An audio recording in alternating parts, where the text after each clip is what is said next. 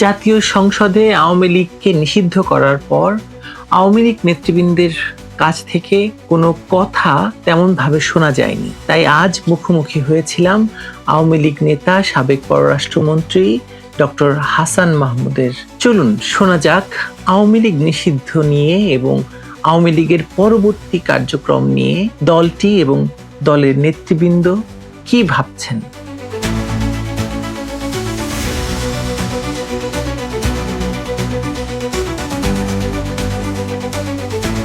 ধন্যবাদ হাসান মাহমুদ যোগ দেওয়ার জন্য। প্রথম প্রশ্ন আসলে শুরু করতে চাই, আওয়ামী লীগকে নিষিদ্ধ করা হলো বা আওয়ামী লীগের কার্যক্রমকে নিষিদ্ধ করা হলো, ডক্টর ইউনূসের অবৈধ সরকার করেছিল। এখন সেই সরকারের আমি বলি এক্সটেনশন, তারেক রহমানের সরকার সংসদে একটি আইন পাশ করে এই নিষিদ্ধ বা কার্যক্রম নিষিদ্ধর ব্যাপারটিকে বজায় রাখা হলো। কিভাবে দেখছেন আপনারা দল থেকে বিষয়টি? এখন বাংলাদেশ আওয়ামী লীগ গণমানুষের দল এবং গণমানুষ থেকে এই দল গঠিত হয়েছে। 49 সালে আওয়ামী লীগ একেবারে সাধারণ মানুষের মধ্য থেকে আওয়ামী লীগটা গঠিত হয়েছিল এবং বাংলাদেশের পূর্ববঙ্গের স্বাধিকার আদায়ের আন্দোলন থেকে শুরু করে বাংলাদেশের স্বাধীনতা সংগ্রাম, স্বাধীনতা যুদ্ধ সবকিছুতে নেতৃত্ব দিয়েছে আওয়ামী লীগ। আওয়ামী লীগ শুধুমাত্র নেতৃত্ব দিয়েছে নয়, আওয়ামী লীগের নেতৃত্বেই বাংলাদেশের মুক্তিযুদ্ধ পরিচালিত হয়েছে। কারণ জাতির পিতা বঙ্গবন্ধু শেখ মুজিবুর রহমান 26শে মার্চের প্রথম প্রহরে স্বাধীনতা ঘোষণা করার পর আজকে আমরা গতকাল 10ই এপ্রিল পালন করেছি। স্বাধীনতা ঘোষণা করার 2 সপ্তাহের মধ্যে স্বাধীনতার ঘোষণাপত্র দেওয়া হয় এবং প্রথম সরকার গঠিত হয়। সেই সরকার শপথ গ্রহণ করে 17ই এপ্রিল, কিন্তু সরকার গঠন করার সিদ্ধান্ত হয়, ঘোষণাপত্র দেওয়া হয় 10ই এপ্রিল। এবং সেই সরকারের অধীনেই পুরো মুক্তিযুদ্ধ পরিচালিত হয়। সেই সরকারই মুক্তিযুদ্ধের সেক্টর কমান্ডগুলো গঠন করেছিল এবং সেক্টর কমান্ডারদের নিয়োগ দিয়েছিল। জিয়া রহমান, তারপর খালেদ মোশাররফ, মেজর জেনারেল মঞ্জুর, মেজর জেনারেল মীর শওকত থেকে শুরু করে যারাই সেক্টর কমান্ডার ছিলেন তারা সবাই কিন্তু সেই আওয়ামী লীগ সরকারের নিয়োগকৃত সেক্টর কমান্ডার ছিলেন। সুতরাং আওয়ামী লীগ বাংলাদেশের মুক্তিযুদ্ধ নেতৃত্ব দিয়েছে, আওয়ামী লীগের নেতৃত্বে পরিচালিত হয়েছে। এবং মুক্তিযুদ্ধের পরে দেশ স্বাধীন হওয়ার পর আওয়ামী লীগ 6 বার দেশ শাসন করেছে, 6 বার না 7 বার প্রকৃতপক্ষে। প্রথমে আপনার 73 নির্বাচনের আগ পর্যন্ত, এরপর 73 নির্বাচনের পরে বঙ্গবন্ধু আবার পুনর্নির্বাচিত হন। এরপর জননেত্রী শেখ হাসিনা 5 বার দেশের প্রধানমন্ত্রী নির্বাচিত হয়েছেন। এবং দেশের স্বাধীনতার পর সবচেয়ে বেশি যেই দলটি দেশ পরিচালনা করেছে দীর্ঘ সময় ধরে, সেটি হচ্ছে বাংলাদেশ আওয়ামী লীগ। এবং দেশের সমস্ত অর্জন জননেত্রী শেখ হাসিনা বা আওয়ামী লীগের নেতৃত্বে দেশের সমস্ত অর্জন হয়েছে, বঙ্গবন্ধুর নেতৃত্ব হয়েছে। বাংলাদেশ স্বল্প আয়ের দেশ ছিল, স্বল্পোন্নত দেশ ছিল, সেখান থেকে মধ্যম আয়ের দেশে উন্নীত হয়েছে। বাংলাদেশ খাদ্যঘাটতির দেশ ছিল, সেখান থেকে খাদ্যে স্বয়ংসম্পূর্ণ দেশে রূপান্তরিত হয়েছে। বাংলাদেশের মানুষের মাথাপিছু আয় ভারত পাকিস্তানকে ছাড়িয়েছে জননেত্রী শেখ হাসিনার নেতৃত্বে। এবং জননেত্রী শেখ হাসিনার নেতৃত্বেই 21শে ফেব্রুয়ারি আন্তর্জাতিক মাতৃভাষা দিবস হিসাবে স্বীকৃতি পেয়েছে। 21শে ফেব্রুয়ারি সেই স্বীকৃতি পাওয়ার জন্য সালাম এবং রফিক নামে 2 জন প্রবাসী বাংলাদেশী উদ্যোগ গ্রহণ করেছিলেন, কিন্তু রাষ্ট্রপুঞ্জ যেহেতু কোনো ব্যক্তির প্রস্তাব গ্রহণ করতে পারে না, তখন রাষ্ট্রের পক্ষ থেকে প্রস্তাব দেওয়ার প্রয়োজনীয়তা ছিল। জননেত্রী শেখ হাসিনা মাত্র কয়েক ঘন্টার মধ্যে সেই সিদ্ধান্ত নিয়ে জাতিসংঘে সেই প্রস্তাব দিয়েছিলেন। সেই প্রস্তাব দেওয়ার প্রেক্ষিতে 21শে ফেব্রুয়ারি আন্তর্জাতিক মাতৃভাষা দিবস হিসাবে স্বীকৃতি পেয়েছে, উদযাপিত হয়। অর্থাৎ দেশের আন্তর্জাতিক অঙ্গনে এবং দেশের সমৃদ্ধি আনয়নের সমস্ত অর্জন বাংলাদেশ আওয়ামী লীগের নেতৃত্বে হয়েছে। দেশের স্বাধীনতায় এসেছে বাংলাদেশ আওয়ামী লীগের নেতৃত্বে। সেই দলকে নিষিদ্ধ করা, সেই দলের কার্যক্রম নিষিদ্ধ করা, কার্যত দলকেই নিষিদ্ধ করা, কারণ কার্যক্রমের মধ্য দিয়েই দল টিকে থাকে, সেটি নিষিদ্ধ করা, সেটি নিন্দা জানানোর ভাষা আমার জানা নেই সত্যিকার অর্থে। এবং সেটি একটা ন্যাক্কারজনক বিষয় ছিল ডক্টর ইউনূসের সরকার যেটি করেছিলেন সেটা একটি প্রচন্ড ন্যক্কারজনক ঘটনা ছিল। একটা এবং মব সৃষ্টি করে প্রথমে দাবি জানানো হলো এবং সেই দাবিকে তারা রাতের গভীরে মানে অন্ধকারে বলতে গেলে সেই কাজটা তারা করেন। কিন্তু সেই সময় বিএনপি সহ অনেকেই সেটি প্রতিবাদ করেছিলেন। বিএনপির অনেক নেতা, মির্জা ফখরুল ইসলাম আলমগীর সাহেব সেটির প্রতিবাদ করেছিলেন, সেটার সাথে দ্বিমত পোষণ করেছিলেন। এবং এই মব সৃষ্টি করে সেই ঘোষণা দেওয়ার আগে, ইতিপূর্বে কিন্তু তার আগে সুপ্রিম কোর্টে যাওয়া হয়েছিল আওয়ামী লীগ নিষিদ্ধ করার পিটিশন নিয়ে। সেই পিটিশনের বিরোধিতা তৎকালীন অ্যাটর্নি জেনারেল, বর্তমানে যিনি আইনমন্ত্রী, তিনি নিজে সেটার বিরোধিতা করেছিলেন এবং সেটা হাইকোর্ট থেকে রিজেক্ট হয়েছিল। তো আমরা আশা করেছিলাম যে এই ডক্টর ইউনূসের যে অবৈধ, অসাংবিধানিক, মানবাধিকার লঙ্ঘনকারী এই যে সিদ্ধান্ত, এই সিদ্ধান্ত বিএনপি সেটি পার্লামেন্টে পাশ করবে না, কারণ বিএনপি নিজেই এটির বিরোধিতা করেছিল। পরবর্তীতে যদিও যখন নিষিদ্ধ করা হয় তখন সেটির সাথে তারা গা ভাসিয়ে দিয়েছিলেন এবং তাদের কেউ কেউ উল্লসিত হয়েছিলেন। কিন্তু আমরা আশা করেছিলাম এটি হবে, কিন্তু সেটি তারা এখন পার্লামেন্টে পাশ করে তারা একই অপরাধ তারা করলেন। একটি দল, এবং এটি গণতন্ত্রের জন্য শুধু অশনি সংকেত নয়, দেশের রাজনীতির জন্য একটি প্রচন্ড এমন একটি উদাহরণ সৃষ্টি করলেন, যেটি ভবিষ্যতে যদি অন্য দলের উপর প্রয়োগ হয়, আশা করি সেটি হবে না, কিন্তু এটি তো কখনো কাম্য নয়। এটি গণতন্ত্রের জন্য, এবং যেই দলকে বর্তমানে আপনার রয়টার্সের রিপোর্ট অনুযায়ী, আপনার রয়টার্স এবং আরো বেশ কয়েকটি আন্তর্জাতিক সংস্থার রিপোর্ট অনুযায়ী বাংলাদেশের 50% মানুষ আওয়ামী লীগকে সমর্থন করে। জননেত্রী শেখ হাসিনার অ্যাপ্রুভাল রেট 80%-এর বেশি। এবং বাংলাদেশ আওয়ামী লীগ আপনি যদি গত 25-30 বছরের আপনি যদি ভোটের হিসাব দেখেন, স্ট্যাটিস্টিক্স দেখেন, তাহলে দেখতে পাবেন আওয়ামী লীগের সমর্থন 40% কিংবা তার চেয়ে বেশি। তো সেই দল, যেই দলকে দেশের প্রায় অর্ধেক মানুষ বা অর্ধেকের বেশি মানুষ সমর্থন করে আজকের দিনেও, সেই দলকে নিষিদ্ধ করে তো দেশের মানুষের জনমতকে আসলে নিষিদ্ধ করা হলো, জনগণকে কথা বলার অধিকার নিষিদ্ধ করা হলো, মানবাধিকার লঙ্ঘন করা হলো, বাক স্বাধীনতা হরণ করা হলো। এই কাজটি তো হলো। হাসান মাহমুদ, আপনি যে কথাটি বললেন, মুক্তিযুদ্ধকে নিয়ে এলেন, মুক্তিযুদ্ধের নেতৃত্ব দানের কথা বললেন, তার মানে কি? ধরুন ডক্টর ইউনূস ক্ষমতা দখল করে প্রথমেই বলল রিসেট বাটনে তারা 2024-কে 1971 সাল দিয়ে মানে প্রতিস্থাপন করবেন, 1971-কে প্রতিস্থাপন করবেন 2024 দিয়ে।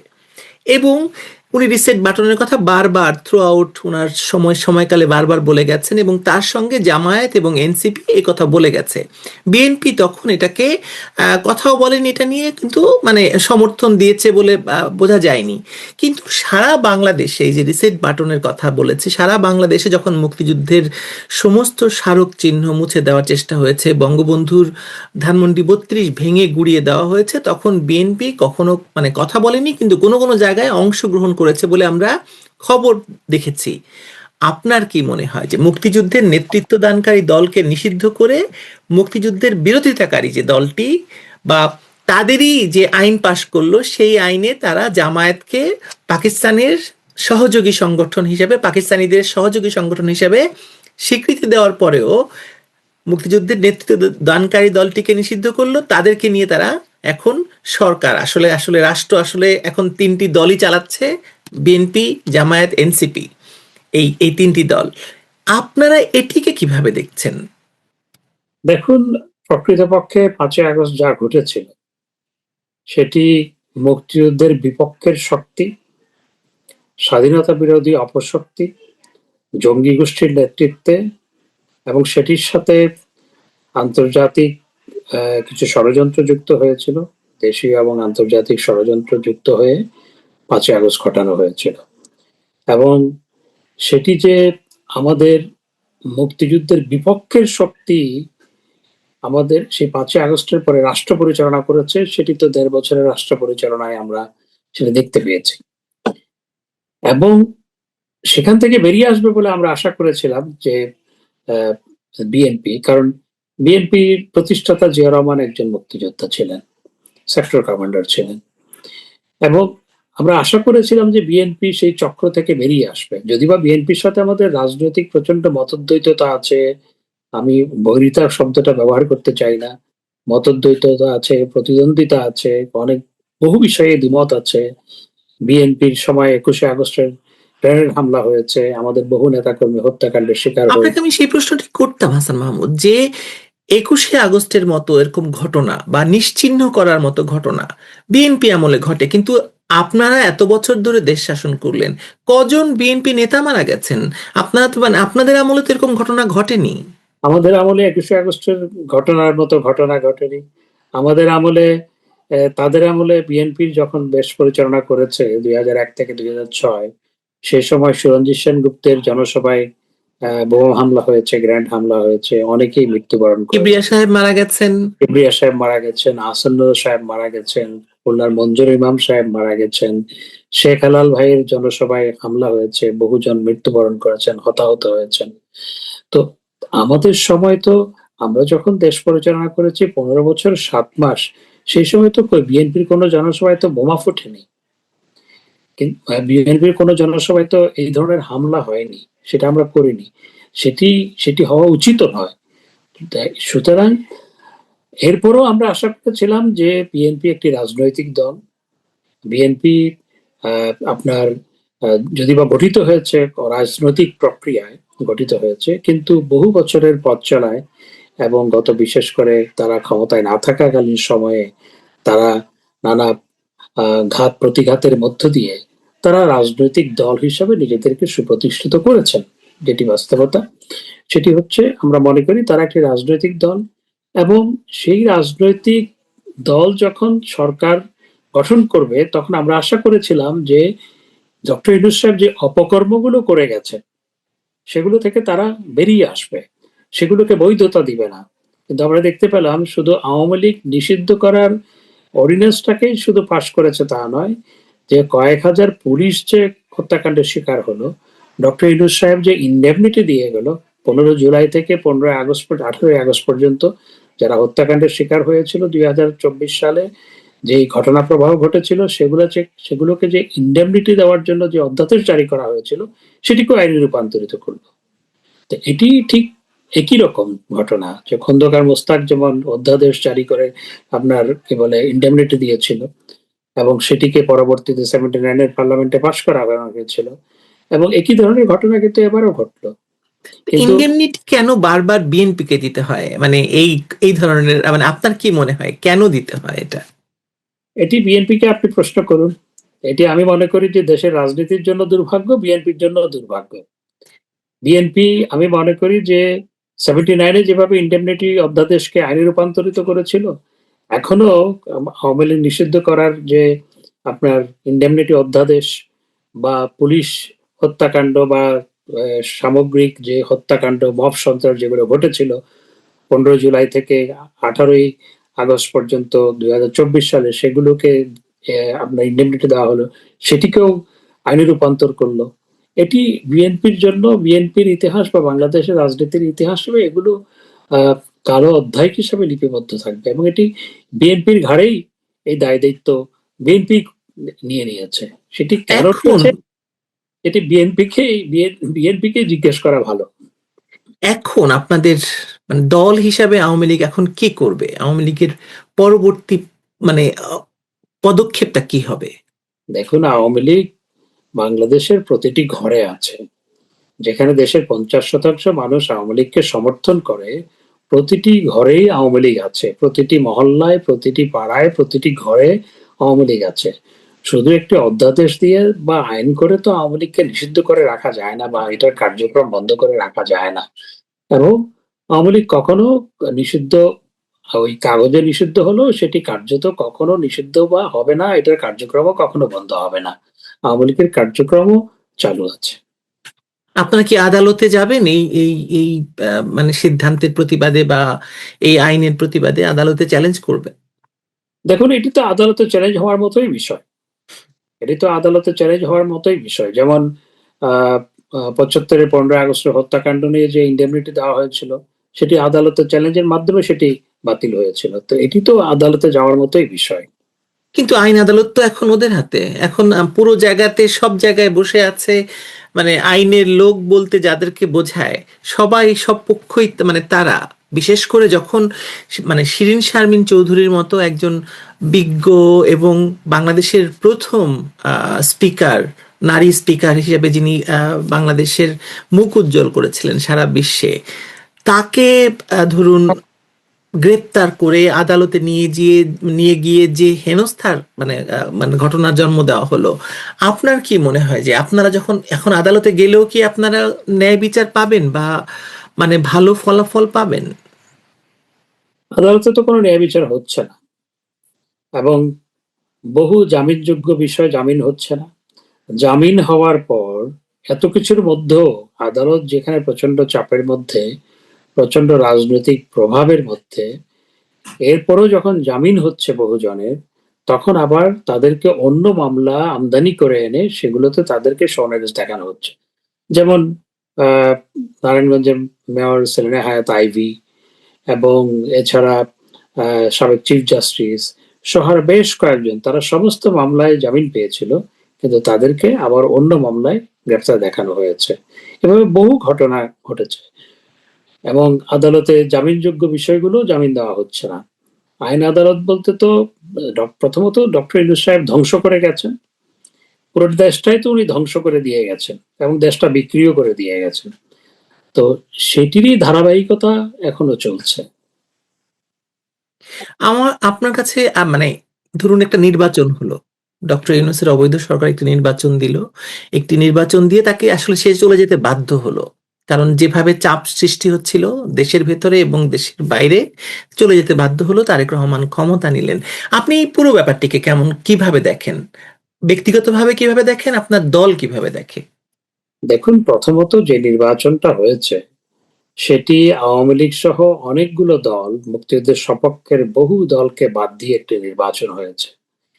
অর্থাৎ সেই নির্বাচনে দেশের 60% মানুষ যেই সমস্ত দলকে সমর্থন করে, সেই মানুষগুলো তাদের পছন্দের দলকে সে নির্বাচনে পায়নি, তারা সেই পছন্দের দলকে ভোট দিতে পারেনি।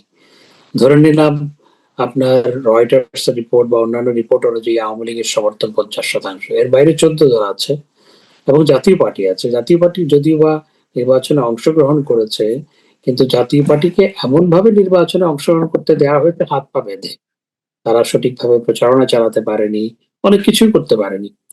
তো সুতরাং এই এই পুরো প্রায় 60% মানুষের মতামত সেখানে প্রতিফলিত হয়নি। প্রথমত তারা তারা সেখানে তাদের পছন্দের দলকে ভোট দেওয়ার সুযোগ পায়নি। দ্বিতীয়ত, যে ভোটটি অনুষ্ঠিত হয়েছে সেই ভোট নিয়ে তো যারা ভোটে অংশগ্রহণ করেছে তাদেরই নানা প্রশ্ন। যেখানে প্রধান নির্বাচন কমিশনের সচিব আপনার দুপুর 11:30টায় বললেন যে 11-12% ভোট কাস্ট হয়েছে, 2 ঘন্টা পরে বললেন যে 30%-এর উপরে হয়ে গেছে। বাংলাদেশে ভোট কাস্ট হয় সকালবেলা। আমি নিজেও বহুবার ভোট করেছি, এবং আমি 1978 সাল থেকে পার্টির এজেন্ট হিসাবে আমি আপনার 78 সালে যে রাষ্ট্রপতি নির্বাচন হলো, যেখানে ওসমানী সাহেব আপনার আওয়ামী লীগ সহ অন্যান্য দলের সমর্থিত প্রার্থী ছিলেন, তখন থেকে আমি এজেন্ট হিসাবে ভোট কেন্দ্রে কাজ করি। তো সে তখন থেকে আমি দেখে এসছি সবসময়, এবং অন্যরাও দেখেছে যারা বহুবার ভোট দিয়েছে, আমার চেয়েও যারা বয়স্ক তারা জানেন যে ভোট হয় প্রথম 2-3 ঘন্টায় আপনার ভোট যেটা আর সারাদিনে মিলে সেই ভোটটা কাস্ট, সমপরিমাণ ভোট কাস্ট হয়। এখানে প্রথম 3 ঘন্টা বা 4 ঘন্টায় যে ভোট কাস্ট হলো 11-12%, সেটি দিন শেষে হয়ে গেল 60%। তারপর সবচেয়ে বড় যেটি আপনার জোচ্চুরি আমি বলবো, সেটি হচ্ছে এখানে দুটি ব্যালট দেওয়া হয়েছে। একটি হচ্ছে আপনার পার্লামেন্ট নির্বাচনের জন্য ব্যালট, আরেকটি হচ্ছে রেফারেন্ডামের জন্য ব্যালট।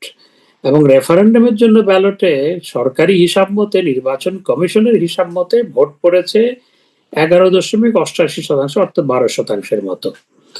তো একই মানুষ ভোট দিতে গেছে, তাহলে এখানে প্রায় 12%, আর ওখানে কিভাবে 7% হয়? এটা তো সহজ। এখানে যে এটা যে ম্যানিপুলেটেড ফিগার, এটা তো সহজ। তারপর আবার এই যে রেফারেন্ডামের আবার অনেকগুলো ভোট বাতিল হয়, কত কাহিনী, কত হ্যাঁ, ক্যারিকেচার। ইতিমধ্যে তো আদালত অনেকগুলো মানে জায়গার অনেকগুলো আসনের মানে ভোটের তথ্য সংরক্ষণ করতে বলেছে। তার মানে এটা নিয়ে প্রশ্ন চলছে এবং প্রশ্ন এদের মধ্যেই শুরু হয়েছে, মানে নিজেদের মধ্যেই শুরু হয়েছে। এছাড়া ভোটের আগের দিন সন্ধ্যাবেলা থেকে ভোটে আপনার ব্যালট পেপারে সিল মারা হচ্ছে, ব্যালট পেপার বিভিন্ন জায়গায় পাওয়া গেছে। তো আমাদের বিরুদ্ধে 18 সালের ভোট নিয়ে বিএনপির পক্ষ থেকে বিশেষ করে রিজভী সাহেব প্রায় সংবাদ সম্মেলন করে বলতেন হ্যাঁ, রাতের ভোট। রাতের ভোট, কিন্তু সেটার কোনো প্রমাণ হাজির করতে পারেননি। কিন্তু একটা এখন- ভিডিও পাওয়া যায়নি আর কি। হ্যাঁ, কিন্তু এখন তো সামাজিক যোগাযোগ মাধ্যমে এগুলো এক্সপোজড, যে আগের দিন সন্ধ্যাবেলা থেকে আপনার সিল মারা হয়েছে। তো এই যেখানে 60% মানুষের পছন্দনীয় দলের অনুপস্থিতিতে একদিকে, অন্যদিকে সেখানে আমার হিসাবে কোনোভাবেই 15%-এর বেশি ভোট পড়েনি।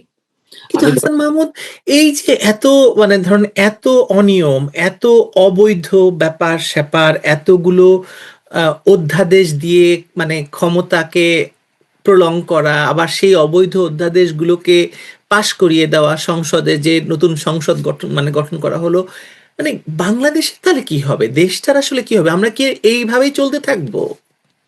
দেখুন, দেশের তো কি হাল হয়েছে সেটি এখন এক্সপোজড। ডক্টর ইউনূস সাহেব শুধু সরকার পরিচালনা করার জন্য, তিনি কোনো উন্নয়ন কর্মকাণ্ডের জন্য নয়, শুধু সরকার পরিচালনা করার জন্য তারই উপদেষ্টা বলেছেন তিনি 3,00,000 কোটি টাকা ঋণ নিয়েছেন সরকার পরিচালনা করার জন্য।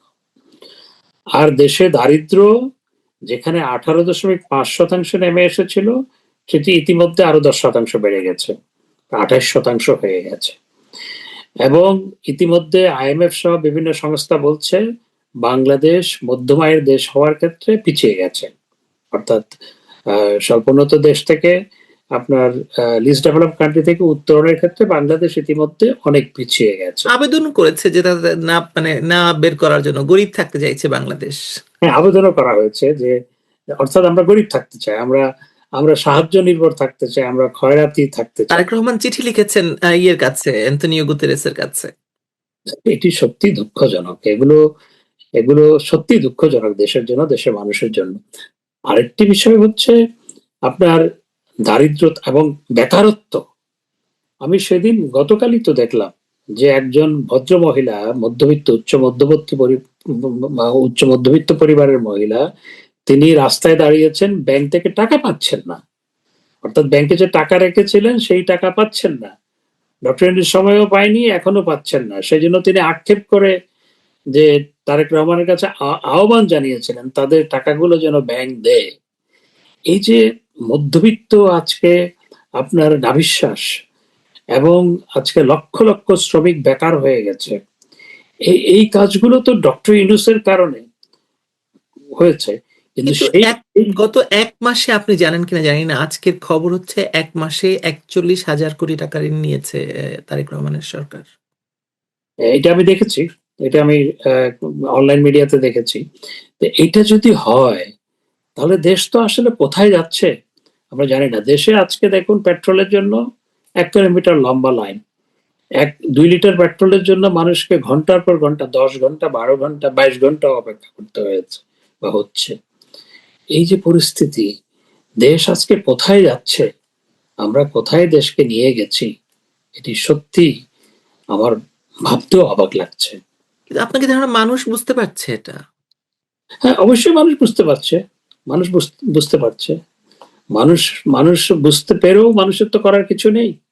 মানুষ বুঝতে পারছে অবশ্যই। মানুষ তো সামাজিক, আজকাল সুবিধা হয়েছে কি সামাজিক যোগাযোগ মাধ্যমে মানুষ তাদের আক্ষেপ প্রকাশ করতে পারে এবং সেটি অন্যরা জানতে পারে। সেটা তো আমরা দেখছি। মানুষ যে আজকে ত্যক্ত বিরক্ত এবং মানুষের যে নাভিশ্বাস হচ্ছে সেটা তো আমরা দেখতে পাচ্ছি।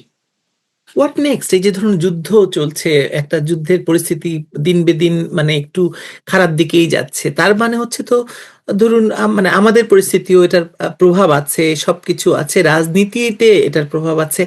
আন্তর্জাতিকভাবে আপনারা আসলে মানে কতটা এই এই যে আপনাদের নিষেধাজ্ঞার উপরে আন্তর্জাতিক অঙ্গনে যাওয়ার কথা বলেছেন কিছুদিন আগে, আমরা দেখেছি যে লন্ডনের একটি আইনি প্রতিষ্ঠান সরকারের কাছে চিঠি লিখেছে বা ওই ট্রাইব্যুনালকে চিঠি লিখেছে। মানে সব মিলিয়ে কোন দিকে আপনারা মানে আপনাদের পথ কোন দিকে? দেখুন, প্রথমত আন্তর্জাতিক অঙ্গন এখন এত ভোলাটাইল, এবং বিশেষ করে মধ্যপ্রাচ্য যুদ্ধ এবং যুদ্ধ নিয়ে এবং মধ্যপ্রাচ্য পরিস্থিতি নিয়ে আন্তর্জাতিক অঙ্গন এত বেশি এঙ্গেজড, সেই কারণে অন্যান্য বিষয়গুলো কিন্তু অনেকটা ঢাকা পড়ে গেছে। এরপরও আহ, আওয়ামী লীগ নিষিদ্ধ করা এবং বাংলাদেশে যে আপনার চরম মানবাধিকার লঙ্ঘন হচ্ছে, বাক স্বাধীনতা হরণ করা হচ্ছে, সাংবাদিকদেরকে কথা বলতে দেওয়া হচ্ছে না।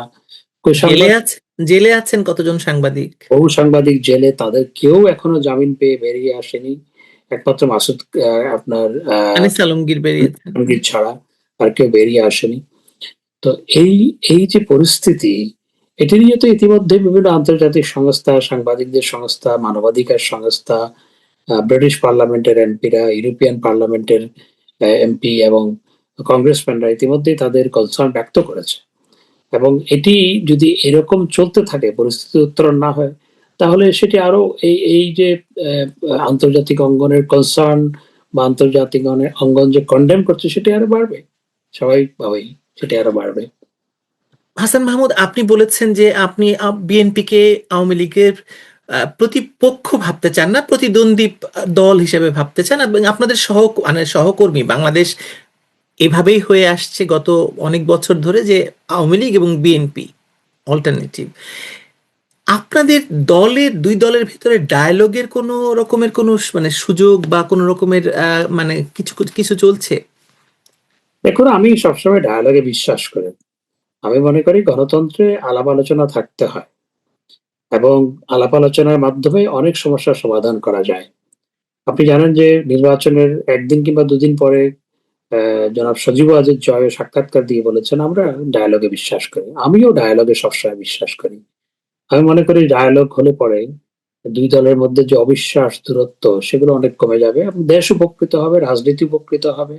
সাংঘর্ষিক রাজনীতি বা politics of denial, confrontation, hate, এগুলো থেকে দেশ বেরিয়ে আসতে পারবে, সেটি আমি বিশ্বাস করি। কিন্তু আমাদের কার্যক্রমে নিষিদ্ধ করে রাখা হয়েছে। এখন আপনি আমাদের সাথে, আমরা তো অবশ্যই আলাপ আলোচনায় বিশ্বাস করি, এবং রাজনৈতিক দলের সাথে আলাপ আলোচনা হতেই পারে। বিএনপি একটি রাজনৈতিক দল, কিন্তু আমাদের কার্যক্রমেই তো নিষেধাজ্ঞা দিয়ে রাখা হয়েছে। তো এই পরিস্থিতিতে ডায়ালগ করার জন্য বিএনপিকে এগিয়ে আসতে হবে। অবশ্যই আমরা ডায়ালগে বিশ্বাস করি। আমাকে একজন ভারতীয় সাংবাদিক দুদিন আগে বললেন যে তারেক রহমান বিজেপির কাছে চিঠি লিখতে পারে, কিন্তু আওয়ামী লীগকে নিষিদ্ধ রেখে বিজেপির কাছে উনি গোপন চিঠি লিখছেন। মানে ব্যাপারটা খুব স্ববিরোধী মনে হয় কিনা আপনার কাছে, যে আরেকটি দেশের রাজনৈতিক দলের কাছে চিঠি লিখছেন কিন্তু নিজের দেশের একটি প্রধান রাজনৈতিক দলকে নিষিদ্ধ করে রাখছেন?